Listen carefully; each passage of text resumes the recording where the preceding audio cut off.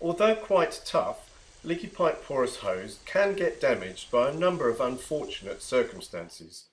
Bitten by vermin, poked by a fork, sliced with a spade or some other sharp device. But these things are not a disaster and can be quickly corrected. Firstly, any damage can be found by either seeing or hearing a jet of water from the puncture. A puddle of water will appear and will swirl, a telltale sign of the damage directly below. Using a pair of secateurs, snip away the damage and insert a 12-12 barbed connector to rejoin the leaky pipe. We introduced this LP12 leaky pipe to the UK in 1987.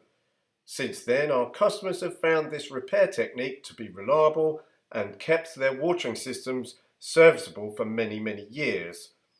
Just a note, non-leaky pipe porous hoses can be treated in the same way, but most copies of this original material follow a different format and look a similar size to a garden hose.